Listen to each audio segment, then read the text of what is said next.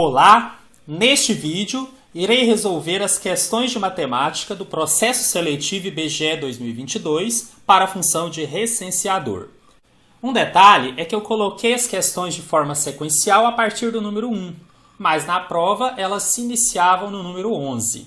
Também um detalhe é que tínhamos dois modelos de prova, então a ordem da sua prova pode ter sido diferente daquela que eu vou resolver aqui.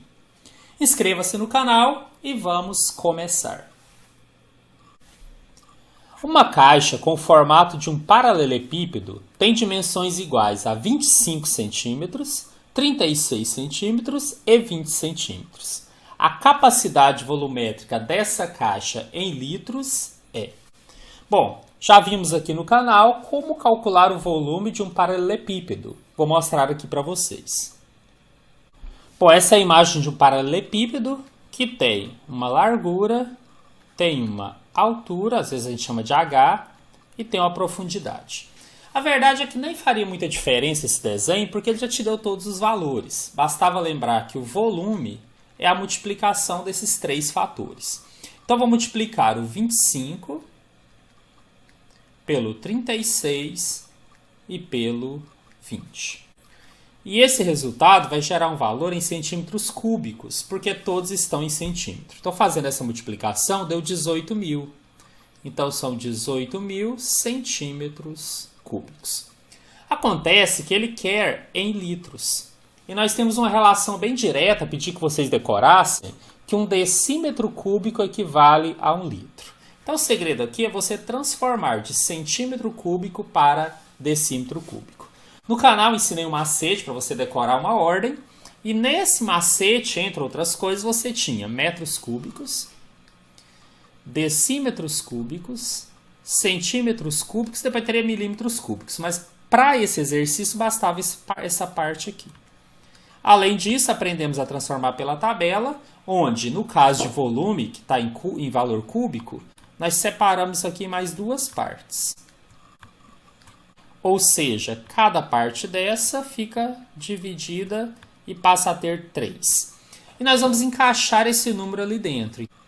Então, quando eu coloco 18.000 centímetros cúbicos, esse zero, que é a última casa inteira, vai ficar na última casa do centímetro cúbico. E o resto a gente vai completando.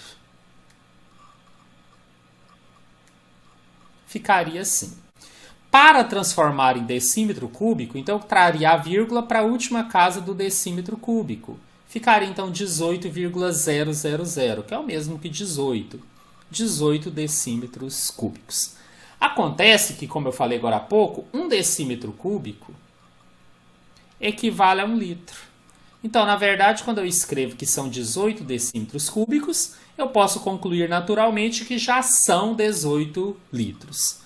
Em outras palavras, já temos o gabarito. Ele está na letra B. Sérgio tem R$ 129, que correspondem a 30% da quantia em reais que sua irmã Solange possui. A quantia que Solange possui é D. Bom, também nas nossas aulas falamos aqui que é possível resolver questões de porcentagem, essas mais simples, com regra de 3. Qual era essa regra de 3? A gente estabelecia aqui valores absolutos e valores percentuais, que naturalmente estariam em porcentagem. E aí estabelecemos que o total é o 100%, e o total é exatamente a referência. Se Sérgio tem R$ 129, que corresponde a 30% da quantia que a irmã possui, essa quantia que a irmã possui é que é a referência. Só que nós não sabemos esse valor, é o que ele está perguntando. Então, ele é meu X, mas ele equivale a 100%. Agora, eu tenho mais informações. Esse 129, valor absoluto, equivale a 30% desse total, valor percentual. Essa é a regra de 3 básica que vai resolver essa questão. Também já tínhamos discutido que regras de 3 para porcentagem sempre são diretamente proporcionais. Então, eu não precisarei inverter nada. Basta resolver multiplicando cruzado. Nesse caso, então, terei que 30 vezes x será igual a 129 vezes 100. Posso resolver isso aqui multiplicando primeiro, ou posso já trazer o 30 dividindo. Às vezes eu trago primeiro para tentar simplificar de alguma forma. Então ficaria 129 vezes 100 dividido por 30. Posso cortar o zero com zero. Vou resolver 129 vezes 10, que dá 1.290, e vou dividir por 3. Isso aqui dará 430. Para ser mais exato, R$ 430. Esse resultado está no gabarito da letra A. Resposta da questão. A figura a seguir mostra o gráfico da função y igual a ax mais b. E aí você tem um desenho representativo dessa função. É correto afirmar que... Bom, quando você tem uma função do primeiro grau, ax mais b, esse a é chamado de coeficiente angular. E ele representa basicamente a inclinação, ele é na verdade a tangente desse ângulo. Só que aqui eu não precisava saber disso, bastava lembrar que o a representa a inclinação positiva ou negativa. O que eu quero dizer com isso? Quando a minha reta é crescente, o a é positivo. Quando eu tenho uma reta decrescente, significa que o a é negativo. O que é ser crescente ou decrescente? Bom, à medida que eu caminho à direita aqui no eixo horizontal, que seria meu x, ele está aumentando. O que acontece com o eixo vertical y? No caso do desenho, nós percebemos que quanto mais eu caminho para a direita, menor está ficando o valor da função. Olha só, ele era um certo valor, vai diminuindo e assim por diante. O que eu quero dizer com isso? Que essa função é decrescente. Olhando da esquerda para a direita, ele está descendo. Toda vez que eu tenho uma função decrescente, significa que o meu a, coeficiente angular, é negativo. Ser negativo é ser menor que zero. Então isso aqui já ajudava. Em relação ao b, o b é chamado de coeficiente linear. E o coeficiente linear basicamente me mostra o cruzamento aqui na vertical com o eixo y. Quando ele está acima aqui do cruzamento normal, que em geral é o zero, é o padrão, é porque esse lado aqui é positivo, ele está do lado de cima. Então indica aqui que o b é maior que zero. E com isso nós já podemos gabaritar a questão. Significa que é correto afirmar que o a é menor que zero e que o b é maior que zero. Nós temos esse resultado como letra C, gabarito da nossa questão. As medidas em graus dos três ângulos internos de um triângulo são diretamente proporcionais a 3, 4 e 5, respectivamente. O maior ângulo desse triângulo mede em graus. Bom, apesar de ser um exercício de proporção, né, temos um método aqui bem tranquilo para resolver, ele envolve um outro conhecimento que eu entendo que é de geometria. Por que eu estou dizendo isso? Se houver alguma questão que possa ser, que caiba algum recurso, caso você tenha errado e queira tentar, para mim é essa. Não simplesmente porque a questão tem um erro, não tem. Nós vamos resolver agora e vamos ver que ela tem uma resposta correta. Mas porque saber a questão dos ângulos internos de um triângulo é geometria. Geometria não estava no edital. É questionável. Vou resolver naturalmente, mas fica aí uma dica. Caso você tenha errado e queira pensar em algum recurso, poderia ir por esse princípio. Conteúdo de geometria não previsto no edital. Mas vamos lá, é tranquilo o exercício na verdade. Bastaria você saber que independente de qual seja o triângulo, né, se ele é um triângulo retângulo ou não, eu mostrei isso aqui no canal, a soma dos ângulos internos, como eu falei, pode ser retângulo ou não, a soma dos ângulos de um triângulo sempre vai ser 180 graus. E é esse conhecimento que envolve geometria. A partir daí, você tem as proporções 3, 4 e 5. A maneira mais prática e direta de fazer isso é fazer um macetezinho que eu ensinei aqui no canal. Primeiro você vai somar essas proporções. 3 mais 4 mais 5, que vai dar 12. Depois você vai dividir aquele total, 180, por essa soma, que seria 12. 180 dividido por 12 dá 15. Isso aqui é uma espécie de cota. Agora você consegue, a partir das proporções, saber a cota do 3, do 4 e do 5. Mas nem precisa fazer de todos, ele quer o maior. O maior é o que tem a maior proporção, que é 5. Então o maior seria simplesmente a multiplicação de 5 por essa espécie de cota que nós calculamos aqui. 5 vezes 15. E 5 vezes 15 dá 75. Nesse caso, 75 graus. O gabarito nós encontramos, então, na letra E. A altura de um retângulo é o dobro de sua base e seu perímetro mede 84 centímetros. A área desse retângulo em centímetros quadrados é... Bom, se a gente imaginar aqui um retângulo, vou desenhar aqui só para poder explicar.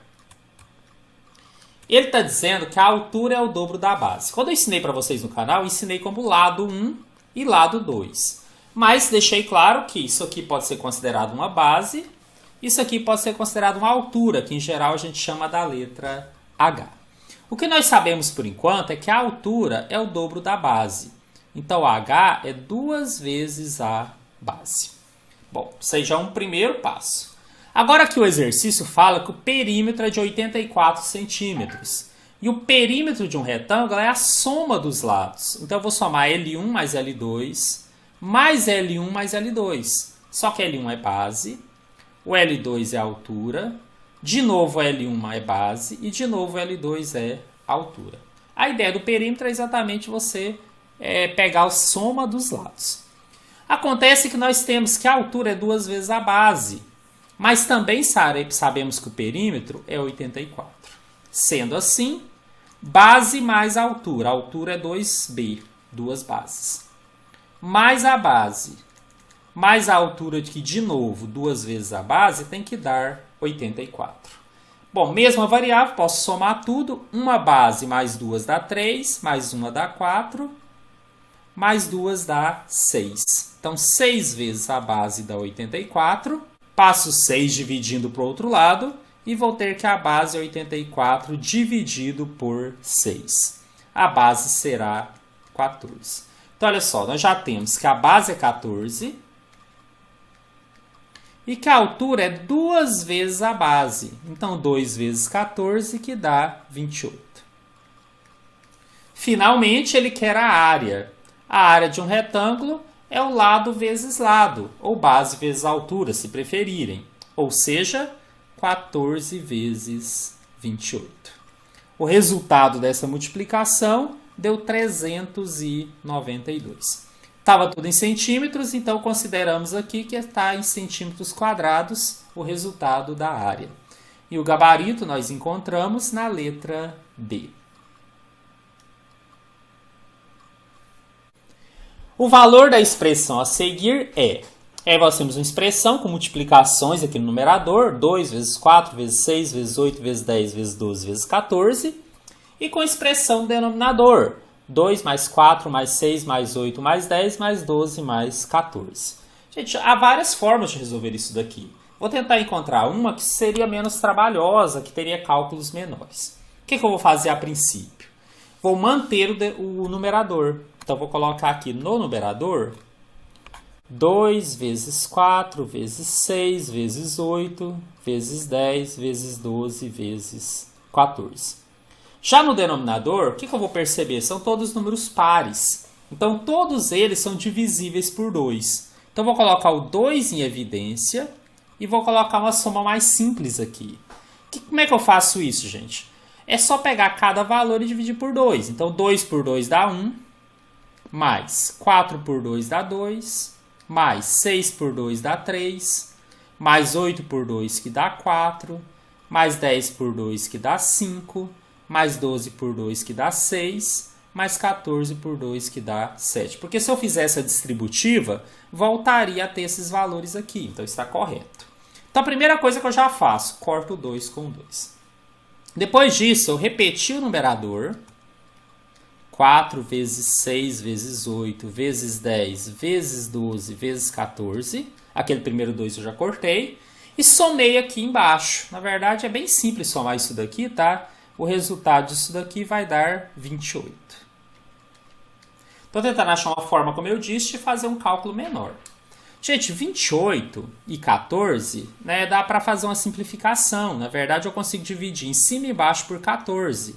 É como se aqui sobrasse apenas 2. Além disso, se você quiser facilitar, o 4 ou qualquer outro eu poderia dividir pelo 2. Então, eu simplifico aqui que vira 2. O que eu quero concluir? Que eu poderia resolver essa questão simplesmente multiplicando 2 vezes 6 vezes 8 vezes 10 vezes 12, que não é um cálculo tão difícil assim. Né? Você pode fazer de diversas maneiras, pode fazer 2 a 2, por exemplo. 2 vezes 6 dá 12, 8 vezes 10 dá 80.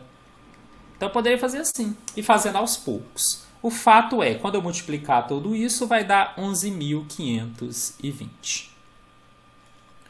E o gabarito está na letra C. Considere a igualdade. 2/5 mais 3/8 igual a x sobre 200. A soma dos algarismos do número x é... Bom, a sugestão de resolução é pegar esse termo que está aqui do lado esquerdo e resolver. É o primeiro passo. Eu vou somar 2/5 mais 3/8. Aqui eu vou tirar o mínimo múltiplo comum entre 5 e 8, que dá 40. Vou dividir o 40 pelo antigo denominador, que é 5, que vai dar 8. 40 por 5 dá 8. E vou multiplicar pelo numerador, que é 2. 40 dividido por 5, 8, vezes 2, 16. Mais. Faça a mesma coisa com o outro. 40 dividido por 8 dá 5. E 5 vezes 3 dá 15. Terei, então, 16 mais 15, que é igual a 31 sobre 40. Então, vou reescrever aqui essa expressão já com o resultado dessa soma. 2/5 mais 3/8 é 31 sobre 40 e será igual a x sobre 200. O objetivo aqui, na verdade, é achar o valor do x. Posso multiplicar aqui agora. Se eu quiser multiplicar cruzado, eu vou ter 40 vezes x é igual a 31 vezes 200. Mas esse 40 multiplicando, eu posso passar dividindo para o outro lado. Então, terei 31 vezes 200 dividido por 40. Já posso cortar esse zero com esse. Poderia dividir já o 20 por 4, que dá exato. O fato é, escolha uma maneira que você acha prática, mas o resultado dessa multiplicação será igual a 155. Só que o exercício não pediu exatamente o valor do x. Ele quer a soma dos algarismos. Fácil. Algarismos é o 1, o 5 e o 5. Ele quer que você faça essa soma. 1 mais 5 dá 6, com mais 5 é igual a 11. Então, o resultado está na letra E, que é o gabarito da questão.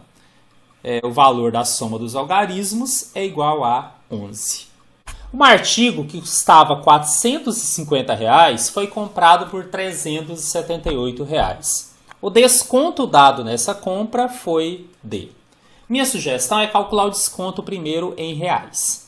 Então, fácil, né? Nós temos aqui um produto, né? Um artigo de R$ 450, menos o valor que você pagou, R$ 378.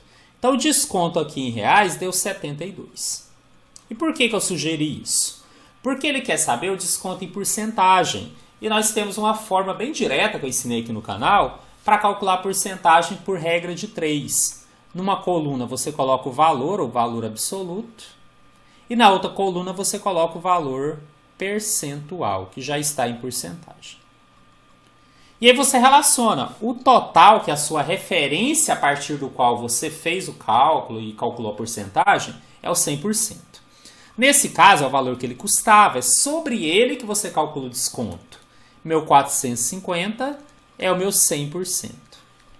Se o desconto foi 72, eu descubro facilmente qual o valor que isso representa em porcentagem, colocando o X aqui nessa coluna. Além disso, regras de 3 usadas para porcentagem são sempre diretamente proporcionais. Não precisa inverter lados, basta multiplicar cruzado.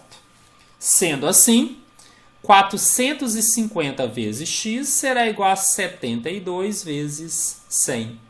Posso passar o 450 para o outro lado dividindo. e resolver aqui esse cálculo, cortar o zero com o zero, por exemplo, vou ter 720 dividido por 45. Isso aqui dará 16, que já está em porcentagem. Isso representa 16% do valor que ele custava. E o gabarito nós já temos, está na letra D. Considere o comprimento de uma milha igual a 1.610 metros. Um avião está voando com velocidade de 500 milhas por hora. Essa velocidade em quilômetros por minuto é aproximadamente igual a... Esse é um exercício de transformação de unidades. Essa primeira unidade, nós não precisaríamos decorar, ele já deu, é a relação de milha para metros. E é por aí que eu vou começar. Se ele fala que uma milha... Aliás, se eu montar a regra de 3 certinho, vou colocar aqui milhas e metros. Foi assim que eu ensinei a vocês. Uma milha equivale a 1.610 metros. Se o avião está voando a 500 milhas por hora, eu vou transformar esse 500 para metros. Colocando 500 na coluna das milhas e o x na coluna dos metros. Diretamente proporcional, posso multiplicar cruzado. Eu vou ter que x é igual a 500 vezes 1.610. Esse resultado deu 805 mil. Mas e a unidade? Isso é importante. Se estava em metros, então vai ser 805 mil metros. Acontece que ele quer a resposta em quilômetros por minutos. Então eu vou começar transformando metros para quilômetros. Lembra de uma sequência? Nós decoramos, né? Karaokê, 6 horas da manhã, dói cabeça e mente. Então, K, H, D, DA, desculpa, M. Não preciso fazer a tabela inteira, basta até aqui. Só a parte que me interessa. Acrescenta aqui um M em cada um. E já está aqui minha sequência. Bom, para transformar isso daqui, eu vou pegar o algarismo zero, que é o último inteiro, e colocar na casa dos metros. E voltar completando. Como era 805 mil, eu posso pôr aqui para trás, não tem problema. Ficará assim. 805 mil na casa dos metros. Para passar para quilômetros, eu trago a vírgula para os quilômetros. Então, isso aqui equivale a 805 quilômetros. Acontece que eu transformei isso aqui para quilômetros, mas a partir de 500 milhas por hora. Então, eu vou concluir que se eu relacionar aqui quilômetros por minutos, que é o que eu quero, eu tenho que 805 quilômetros foi a velocidade por 1 hora, e 1 hora são 60 minutos. Para saber quanto equivaleria em 1 minuto, porque eu quero quilômetros por minuto. Então eu coloco aqui o x. Basta multiplicar cruzados, são diretamente proporcionais. Eu vou ter que 60 vezes x é igual a 805 vezes 1. Ou seja, que x é igual a 805 dividido por 60. O resultado aqui deu aproximadamente 13,4 e o gabarito está na letra C. Em uma função do primeiro grau, y é igual a f de x. Sabe-se que f de 0 é igual a 4 e f de menos 1 é igual a menos 3. O valor de f de 1 é... Bom, o que esse exercício quer, na verdade, é que você encontre primeiro a equação da reta, ou a função do primeiro grau que representa esses pontos, e depois substitua o valor 1, que é a parte mais fácil. Bom, quando ele fala que f de 0 é igual a 4, ele está dizendo que quando o x é 0, o y é 4. Ou seja, eu posso representar por um ponto 0 e 4. E ele fala que quando o x é menos 1, o y é menos 3. Então, eu posso representar pelo ponto 1, menos 3. E eu fiz isso exatamente para poder colocar de uma forma que eu ensinei para vocês. Encontrar a função do primeiro grau, y igual a x mais b, é encontrar o valor do a e encontrar o valor do b, onde o a é o coeficiente angular e o b é o coeficiente linear. Acontece que esse a pode ser encontrado, e são várias formas, né? Uma delas é por uma formulazinha. y2 menos y1 dividido por x2 menos x1. Então, eu escolho um desses pontos para ser o 1, o outro para ser o 2, e aí eu tenho naturalmente um x1 com y1 e um x2 com y2. Então, ficaria assim. Se eu pegar o y2 menos 3 menos o y1, que é 4, esse é o meu numerador. E no denominador, o x2, que é menos 1, menos o x1, que é 0. Gente, sinais iguais, eu somo e conservo o sinal, então deu menos 7 no numerador, e menos 1 menos 0 dá menos 1. 7 dividido por 1 dá 7, menos dividido por menos dá mais. O que significa isso? Que meu A é 7. Então, por enquanto, eu poderia dizer que o y é igual a 7x mais b. Mas e para achar o b? Aí eu escolho um dos pontos, substituo o y e o x. Vou escolher o primeiro. O x é 0 e o y é 4. Então, eu vou ter que 4 é igual a 7 vezes 0 mais b. Ou seja, 4 é igual a 0 mais b, 4 é igual a b. Se 4 é igual a b, naturalmente b é igual a 4. Gente, acabei de descobrir aqui qual é a função. Y é igual a ax mais b. O a vale 7, então 7x, e o b vale 4, 7x mais 4. E por que eu fiz isso, gente? Porque agora fica muito fácil, eu quero o f de 1. O y é igual a f de x, então o f de 1 é, na verdade, a substituição do x por 1. Então, eu vou ter 7 vezes 1 mais 4, que dá 7 mais 4, que é igual a 11. O nosso gabarito está na letra E.